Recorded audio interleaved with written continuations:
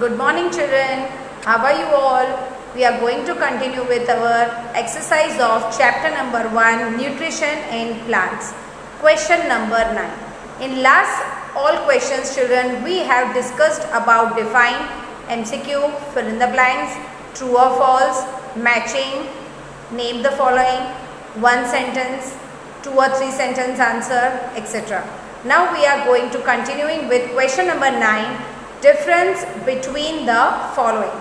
Number 1, autotrophic organisms and heterotrophic organisms. Now what is autotrophic organism? Point number 1, they present their own food by themselves. Yes, they prepare their own food by themselves. In heterotrophic organisms, they are unable to prepare their food. They depend on other animals or plants for their food. Autotrophic organisms जो होते हैं जैसे कि plant, वो खुद का खाना खुद बनाते थे, और हेटरोट्रॉपिक ऑर्गेनिजम्स क्या होते हैं, वे दूसरों पे डिपेंड होते हैं फूड के लिए, right. They have green colour pigments called chlorophyll. Autotrophic organism में क्या प्रेजेंट होता है, क्लोरोफिल, और हेटरोट्रॉपिक ऑर्गेनिज्म में क्लोरोफिल नहीं होता है, इसीलिए वो फूड नहीं बना सकते हैं और दूसरे प्लांट्स पे डिपेंड होते हैं. Now parasite and saprotroph. Parasite obtain its nutrition from a host and living organism. Saprotroph obtain its nutrition from dead and decaying matter. यानी पैरासाइट्स जो होते हैं वो दूसरे होस्ट पे डिपेंड होते हैं, यानी वो जिसके आजू बाजू में लपेट के रहते हैं वो प्लांट के पास न्यूट्रिशन लेते हैं, और दूसरा लिविंग ऑर्गेनिज्म पे भी वो डिपेंड होते हैं. और सेप्रोट्रॉप क्या होते हैं, सेप्रोट्रॉप ऐसे प्लांट होते हैं जो डेड एंड डिकेइंग मैटर में उगते हैं. हमने फंगी के बारे में पढ़ा था वो. और parasite is plant which we have learn about cuscuta. A parasite absorbs ready-made food from host and no need to secrete digestive juices. Parasite कैसे न्यूट्रिशन लेता है, वो होस्ट प्लांट में से डायरेक्टली रेडी फूड एब्जॉर्ब करता है, right.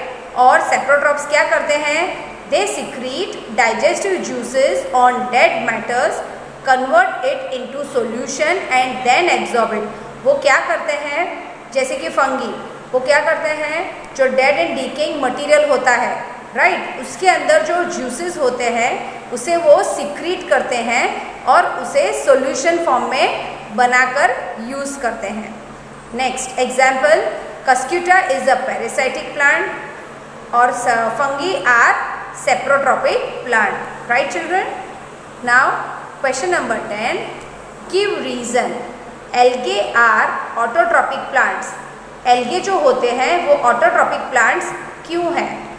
Algae possesses green pigment called chlorophyll. Algae यानी जो पानी जो बिल्कुल भी हिलता नहीं है, स्टेगनेंट वाटर, उसके ऊपर ग्रीन लेयर की परत जमती है, राइट, उसे हम एल्गे कहते हैं. और वो जो एल्गे होता है उसके अंदर क्लोरोफिल प्रेजेंट होता है, right children. It helps algae to capture the energy of sunlight. यानी ये जो क्लोरोफिल एल्गे के अंदर प्रेजेंट होता है वो सनलाइट को कैप्चर कर सकता है. This energy is used to prepare food from carbon dioxide and water. यानी जो कार्बन डाइऑक्साइड और वाटर रहता है उसमें वो फूड प्रिपेयर करने के लिए एल्गे को हेल्प करता है. It synthesises own food through photosynthesis. अभी सनलाइट प्रेजेंट है, क्लोरोफिल प्रेजेंट है, कार्बन डाइऑक्साइड और वाटर भी प्रेजेंट है, तो फोटोसिंथेसिस का प्रोसेस एल्गे में कैरी होता है. Algae are autotrophic plant, so algae are autotrophic plant. Number 2, cuscuta is a parasitic plant. Cuscuta is a leafless plant with yellow coloured stem. हम हिंदी में उसको अमरबेल भी बोलते हैं. Now this amarbeal means cuscuta, it gets wrapped around the plants, right, around the host plant, so they do not have leaves at all. शायद उनमें leaves होता, right children, तो वो फोटोसिंथेसिस कैरी कर सकता था, लेकिन ये प्लांट में लीव्स होते ही नहीं है।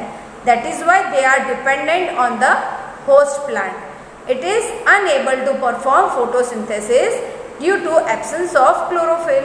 अभी लीव्स ही नहीं प्रेजेंट होते हैं तो फिर क्लोरोफिल तो होता ही नहीं है ये प्लांट में। They are just in the form of stem.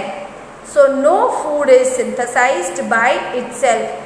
Because of no leaves, they cannot synthesize food by itself. Its yellow tabular structure twine around the stem and branches of a host tree. वो क्या करता है, जो host tree होता है उसके आजू बाजू लपेट के उसको कवर कर लेता है। It absorbs ready-made food from the stem of a tree.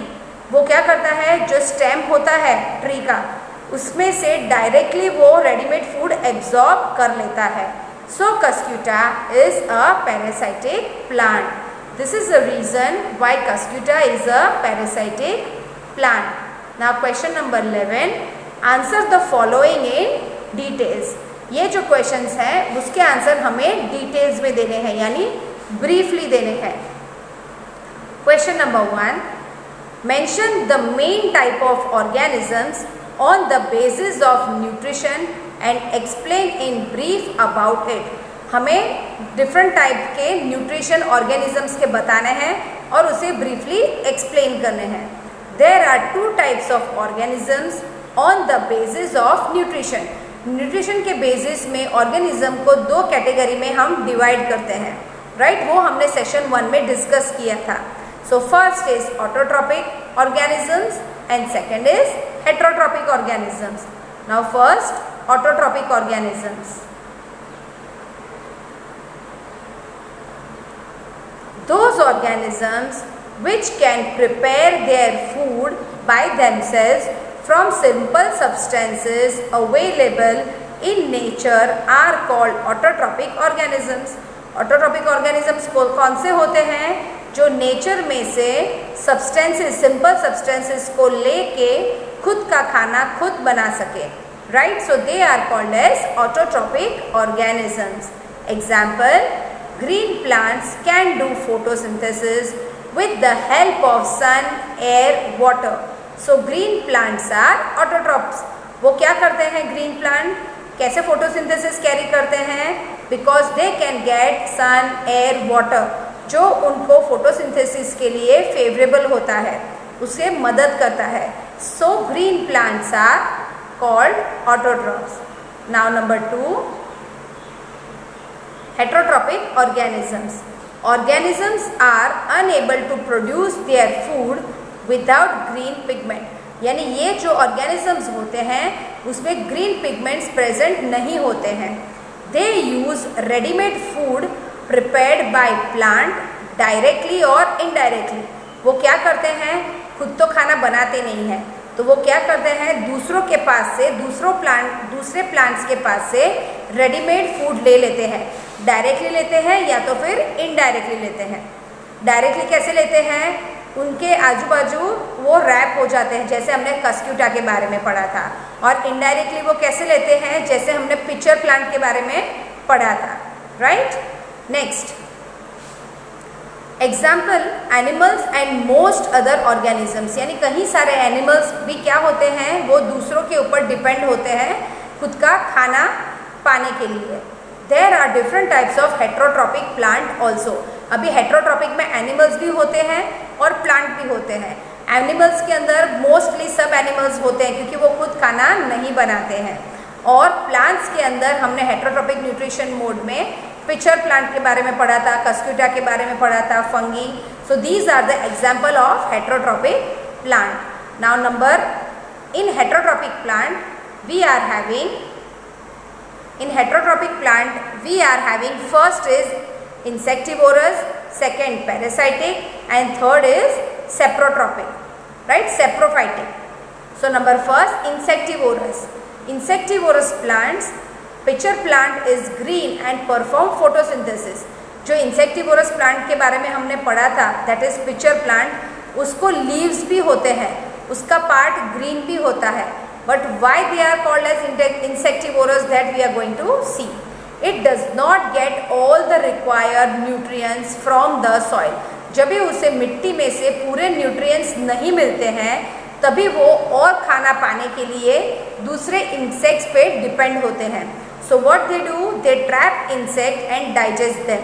वो मटके जैसा लीव्स होता है, उसके अंदर वो इंसेक्ट को ट्रैप करके उसका ढक्कन बंद कर देते हैं, उसे एपेक्स बोलते हैं, राइट। और उसके बाद जो हेरी स्ट्रक्चर होता है वो इंसेक्ट्स को नीचे लेके जाता है लीव्स के बेस में, पिक्चर के बेस में, और वहाँ डाइजेस्टिव जूसेस प्रेजेंट होता है। उसके बाद वो उसे डाइजेस्ट कर सकता है। They are partly heterotrophs. Why they are partly heterotrophs? Because partly they depend on photosynthesis and partly they depend on insects. Next is parasitic plant, Cuscuta. Cuscuta does not have chlorophyll. Cuscuta के अंदर बिल्कुल भी chlorophyll present नहीं होता है। क्यों नहीं होता है? बिकॉज उसे लीव्स ही नहीं होते हैं, right. It absorbs readymade food from host. वो क्या करते हैं? होस्ट के आजू बाजू रैप होके रेडीमेड फूड को एब्जॉर्ब करते हैं। So it is a parasitic plant. Next is saprophytic plants. Fungi. They obtain their nutrition from dead and decaying matter. Saprophytes क्या करते हैं? Dead और decaying matter से अपना खाना लेते हैं. So fungi are saprophytes. So fungi are saprophytes. Right, children? Now question number 2. How would you test the presence of starch in leaves? Leaves के अंदर starch present है, वो हम कैसे find करेंगे? The presence of starch in leaves can be tested by the following method. First, pluck one green leaf from a plant growing under sunlight. जो पत्ते sunlight के अंदर उगते हैं वो हमें तोड़ के लाने हैं. Number 2, keep a beaker containing boiling water for 5 to 6 minutes. हमें क्या करना है? एक बीकर में पानी भर के उसको 5-6 मिनट्स के लिए बॉईल करना है. Remove the leaf from the boiling water. हमने जो बॉइलिंग वाटर में लीफ को डाला था और उसे 5 to 6 मिनट्स उबाला था, उसके बाद हमें क्या करना है? वो लीफ निकाल देना है. And place it in a test tube containing enough alcohol. अभी दूसरे टेस्ट ट्यूब में हमें क्या करना है? अल्कोहल लेना है और उसके अंदर हमें ये लीफ को डालना है. Place the test tube in boiling water for some time. अब वो टेस्ट ट्यूब जो है हमें बॉइलिंग वाटर के अंदर थोड़ी देर के लिए डालना है. The green colour of leaf will be removed. जैसे हम अल्कोहल डालेंगे और बॉईल करेंगे तो वो ग्रीन कलर जो होता है that is chlorophyll, it is removed from the leaf. Now wash it with pure water. जो लीफ है उसे हमें प्योर वाटर से वॉश करना है. Put 1 or 2 drops of iodine solution on the leaf and check its colour. उसके बाद हमें क्या करना है? जो आयोडीन सोल्यूशन होता है वो लीफ पे हमें डालना है, तो हमें उसके बाद उसका कलर देखना है. Colour of leaf turns black और blue, it indicates the presence of starch in a leaf. इससे हमें क्या पता चलता है? स्टार्च जो प्रेजेंट होता है तो लीफ का कलर ब्लू हो जाता है या तो फिर ब्लैक हो जाता है. This shows that starch is present in the leaf. Right children? Now with this we complete exercise of chapter number 1. In next sessions children we will continue with new chapter number 3. Bye children. Have a nice day.